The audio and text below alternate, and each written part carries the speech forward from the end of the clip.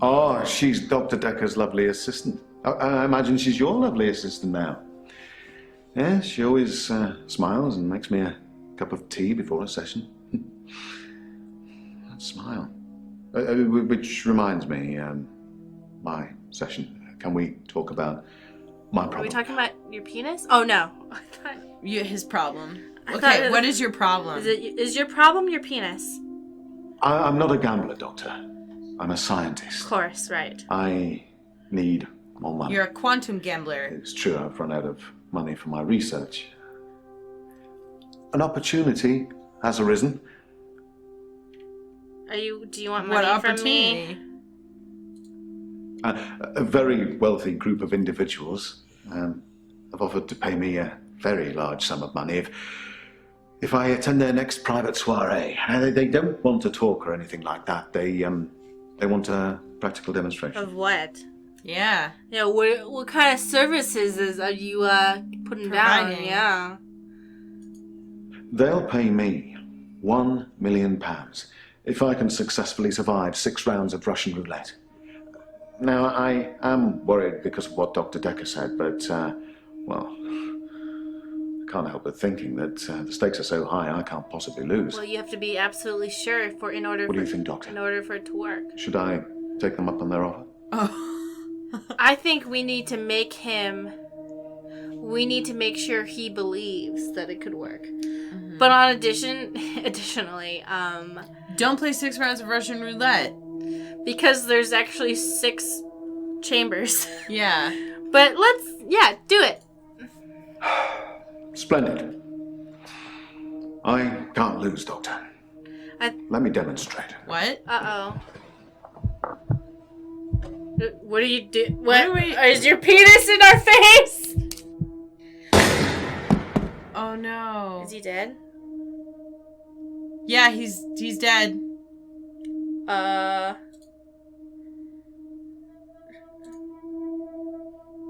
Is no one gonna say anything about it? Well, Professor Warwick. Huh? Warwick. Huh? Nope. Warwick.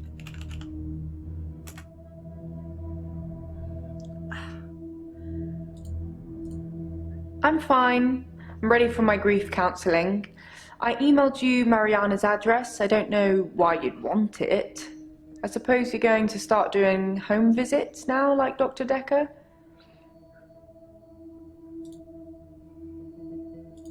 Doctor, if you don't want it, don't text me and ask for it. It's all right.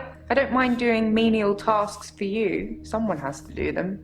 I don't remember this. We did not ask. Yeah.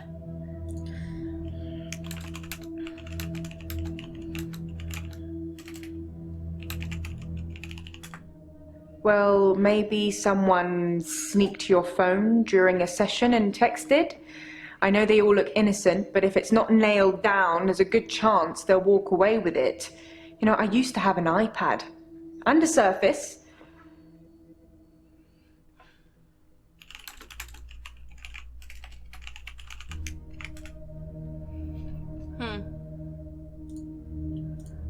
Yes, Dr. Dekker started doing home visits for Mariana. He said she couldn't concentrate properly in his office. Yeah. I hope you're not thinking of doing the same thing. I need you right where I can see you. Why? Checks and balances, Doctor. Somebody needs to be watching the watchman, so to speak. Make sure you're helping, not hindering. He probably did his fair share of helping and hindering. He was definitely helping in the beginning, but then seemed to lose sight of things. I think he was so overwhelmed by the patients he was getting. His curiosity just got the better of him. There was a definite turning point.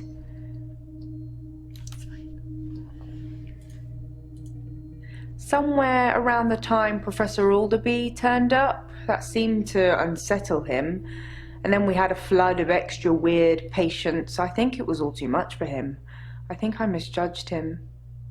I hope you deal with it better. Mm-hmm.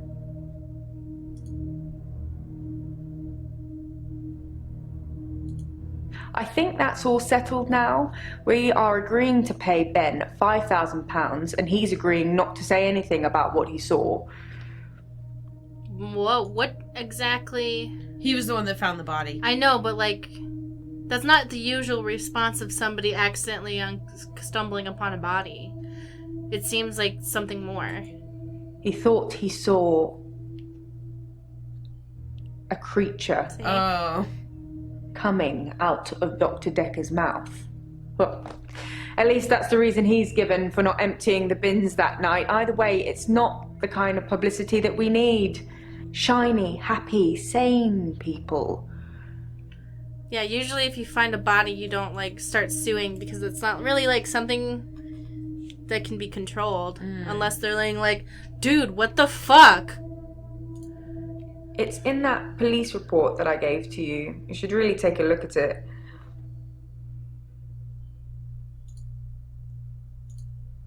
Ah.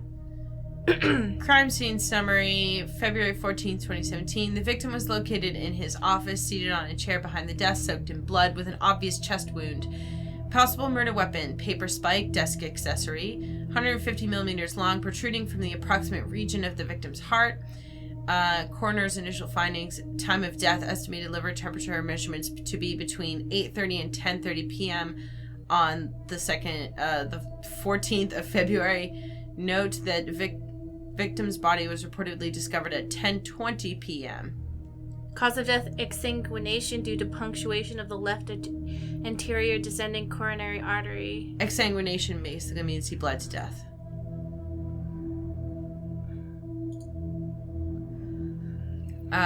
Witness statement, statement of Christian Weber at 10:40 on Tuesday, the 8th of November. Myself and PC 9725 Holt responded to a call received from a neighbor of the Bower House, Weston Park Avenue, concerning a reported disturbance.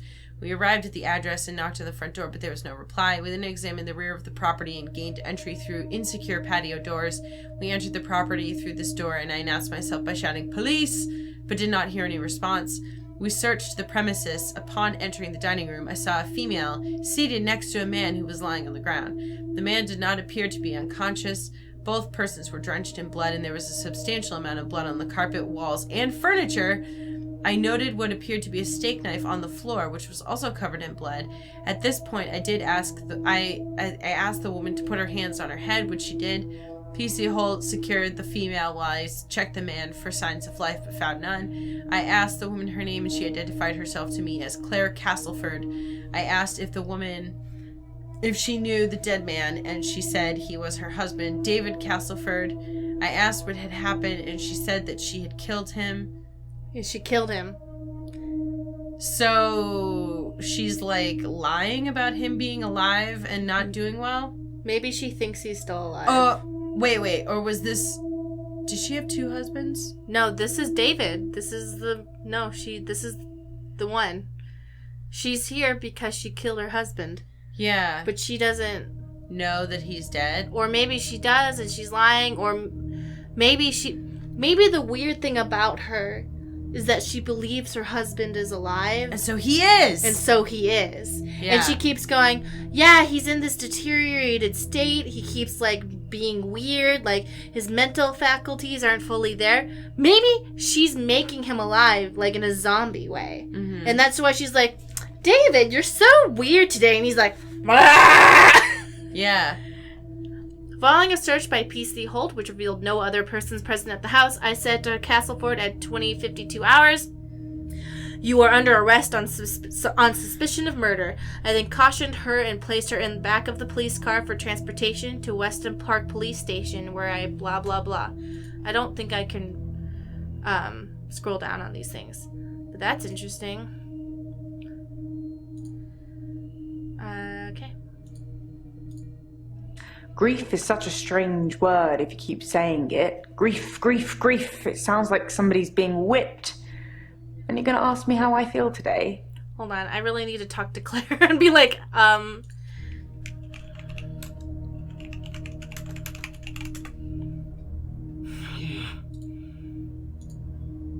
Have you seen your arrest report, Claire? Yeah. It makes for interesting reading, doesn't it? I can tell you're dying to ask me about it. Fire away.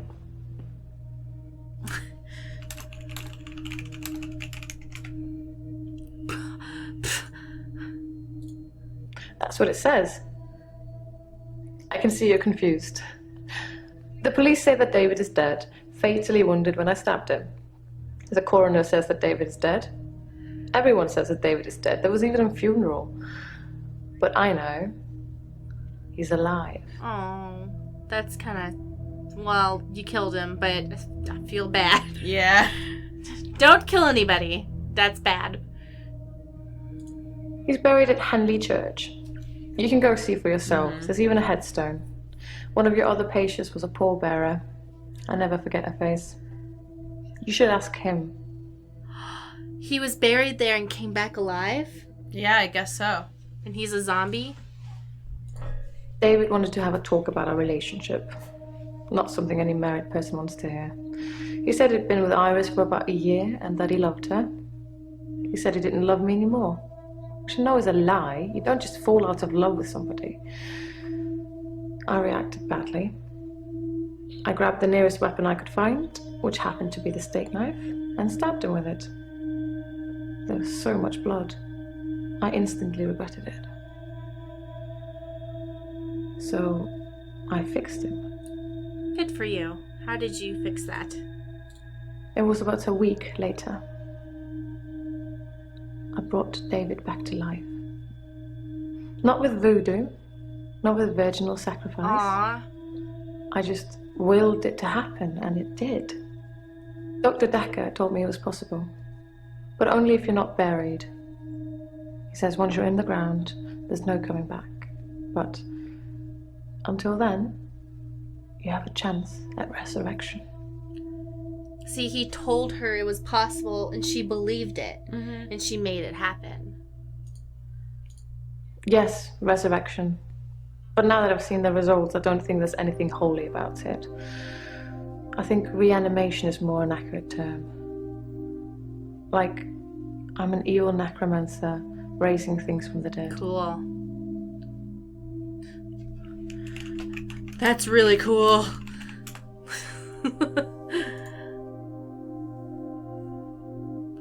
Have you... I guess I never made you watch Heckler's Tale. Heckler's Tale? Yeah. No. It's one part of the Master of Horror series. It's just like one episode where like the I haven't enjoyed any of those that you've made me watch. So I've enjoyed making you watch them. But one of them's like, none of them are my good. wife, she just can't be satisfied with a man my age and blah blah blah. And at the end, she's just like her husband pays this guy to raise a bunch of people from the dead, and she has an orgy with a bunch of zombies, and it's amazing. Nice. And then she has a zombie baby with the zombies, and she keeps them alive, and you meet her like when she's old, and she's still having zombie orgies. Wow. She's living her best life. Leave her alone. I think his brain was already decaying during the week that he was dead. Important bits. So when I brought him back to life, I didn't heal him completely. Just gave him life in the state he was in. I mean, he's hunting and killing things and trying to roast them on fires he can only light with matches, but that's about it. He's your basic Neanderthal. So I have a problem. That sounds very horrifying. Are you happy with that? What is that? Are you happy with that, or what? I'm being charged with murder because the police don't know he's still alive, and I can't get David to vouch for me for obvious reasons. I think it would raise quite a few more questions than answers, which is why I'm hoping that you'd be able to help me. Considering the circumstances, I'd be grateful if you could see your way to declaring me temporarily insane at the time of the murder, to lessen my sentence. Because I'm not a killer, but I can't prove otherwise. You don't still think I'm a killer, do you, Doctor? I do. I think you're a killer, but you unkilled him, And you're in a really unfortunate circumstance. No. No, she took it back. She took it back. Because when she killed him, it was permanent, and she didn't know she had a way to bring him back. So, it's backsies. She backsies. Delete. Undid it. No, she's a murderer. Yes, you're a killer. Yep. No, you're not a. Yes, you're a killer. At worst, it's manslaughter. I didn't mean to kill him. I just stabbed him a bit. Well, but he died. Yeah. And although he was dead for a week, I brought him back to life. a whole week? Does this mean you won't help me? Was I temporarily insane? No, you weren't. I think you're insane now. Yeah. You're permanent. Yeah. I was joking when I said it's backsies, but she's like, no, backsies. I backseed it.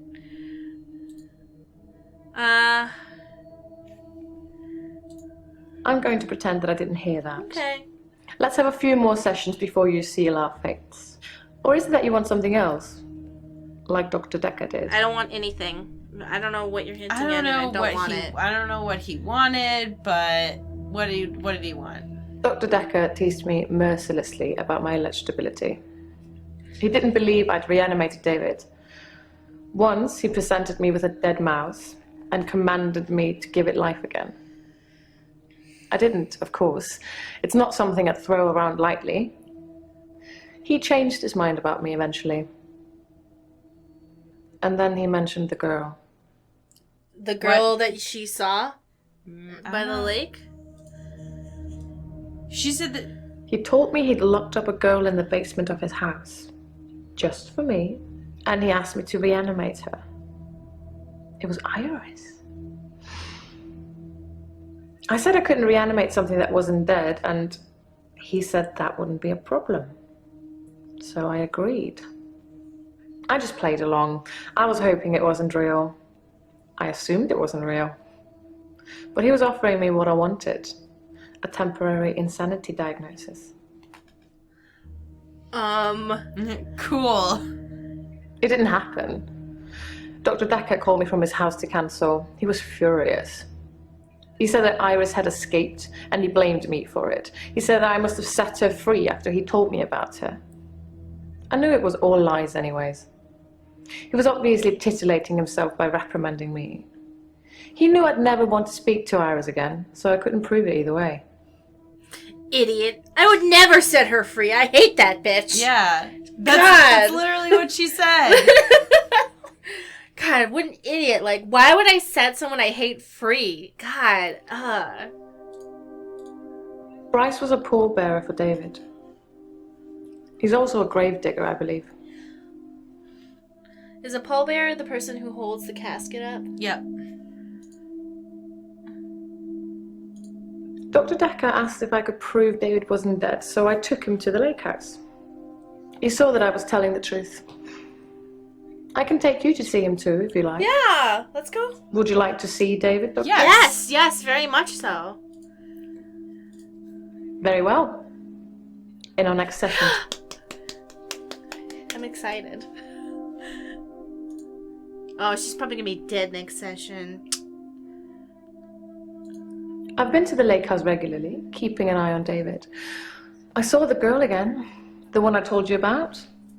She was playing outside. David's gonna eat her if you don't keep that in check. Just saying. Hopefully, then there's less people we have to talk to. She likes the girl. She's like, I was very proud of talking to her. It made me feel like, It made me feel like a human. This is what humans do, right? Women talk to girls, right? Is that true? I think that is. It's a child. I talk to it, right? I think I'm supposed to care about it. I think. I liked it. Gross. Ugh, I kept talking about fish. Never mind, get it away. Smuggling a body out of a funeral can be difficult. Unless you pay the right people. Do you think he had, like, formaldehyde in him and stuff? Well, yeah. A paper spike is an odd thing to use as a weapon. I suppose if it went directly into the heart, it might work. Or through his eye, or perhaps through the ear and into his brain. Or was it just a frenzied, bloody mess of a murder? Do you know, Doctor? I do. Do you want to know? Well, I would say that if it was a paper spike, in case you guys don't know, I'm assuming it's one of those things you open letters with. I actually assume that it's a spike where you put papers on it. Oh. But, because the spike that you're talking about is a letter opener. Mm. But, could be either one. Well, either way, it's not a standard weapon, so I would think it's either a crime of passion or someone was killing him because a huge monster was coming out of his mouth. Yeah. You know? I mean, it says paper spike. Either way, it's not a traditional weapon. It's one of these. Yeah. It's a paper, what Stacy said. So I think, you know, the guy said there was a thing coming out of his mouth. Maybe Ben was the person who killed him and was like, oh, I found him that way because they said he died between this time, and Ben called before the end of the time. So maybe Ben killed him and was like, oh yeah, when I found him, like, there was a thing coming out of his mouth, but maybe Ben walked in when a thing was coming out of his mouth and he was like, nope, fuck that, and stabbed him. Mm-hmm. And then was like, oh yeah, it was an accident.